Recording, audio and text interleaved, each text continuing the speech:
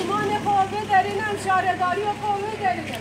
Gelen kamudan yapabilen tükenmez ve ahlakiye ve hukuki asabine gelir. Hem sen de gelip bana.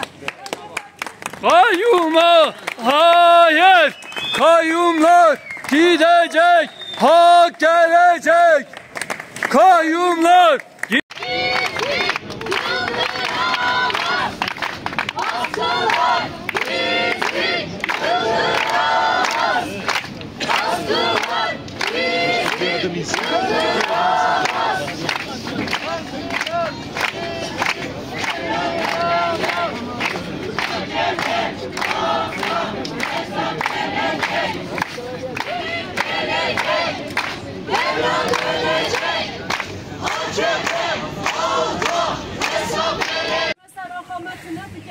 Öce zamanı atını, çanda atını, birok atını, ha irada veci tını beci. Ama hay sala das fadanta ser irada meci. Yere geli kurt, işte Suriye ki adar çandan gepa geli vali bilintiye. Bir ucu gere barma bize, bir ucu bece emre kaspirin ha irada kapına. Emre derine eme şaredariye papadi derkevun, eme irada papadi derkevun, eme birok kapan aslamaya papadi derkevun. Eme ben davan eşit. kayyuma hayır, susma haykır. Devleti. Hani yargı bağımsızlığı, hani yemin etmiştiniz? Bunların hepsi açıkçası ortaya koyuyor ki bu ülkede farklı bir rejim işleniyor. Onun için diyoruz ki biz kayyumu kabul etmedik. Bunu biz parti yönetimi olarak söylemiyoruz. Bunu Türkiye halkları kabul etmiyor. Kürt halkı kabul etmiyor. Ezilenler kabul etmiyor. Emekçiler kabul etmiyor. Kadınlar kabul etmiyor. Gençler kabul etmiyor. Çocuklar kabul etmiyor. Bundan sonra da kabul etmeyeceğiz. Derhal bu uygulamalardan vazgeçilmeli. Eğer bir barış ortamı isteniyorsa irade ortada, kiminle müzakere edileceği ortadadır. Bunu biz tek söylemiyoruz.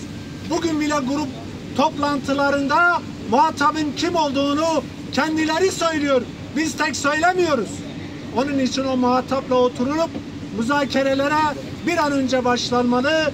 Bu kayyum gaspına da son verilmeli. Kürt halkının, Türkiye halklarının iradesine de herkes saygı duymalıdır.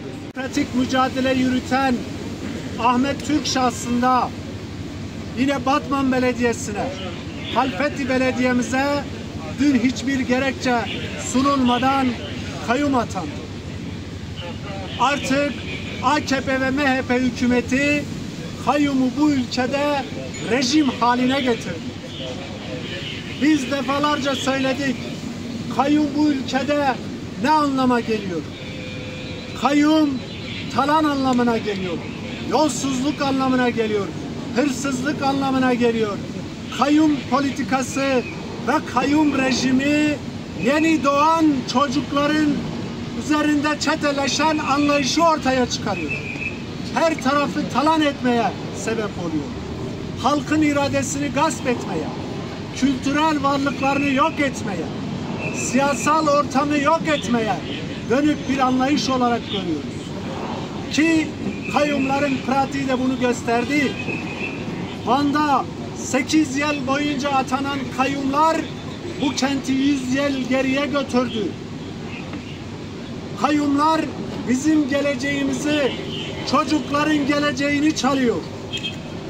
Dün daha kayyum kararı çıkar çıkmaz adeta ganimete koşacak şekilde belediyeye çulanan kayyum anlayışı tam da aslında kendisini ele veriyor.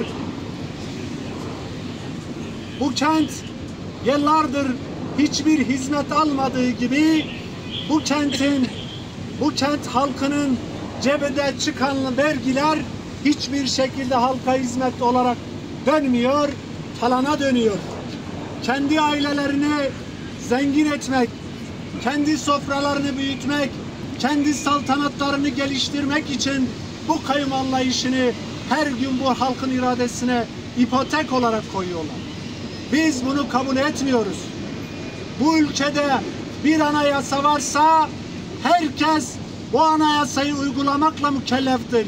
Birinci derecede de hükümet yetkisi olanlar bu anayasaya riayet etmek zorundadır. Anayasanın birinci vazifesi zaten budur.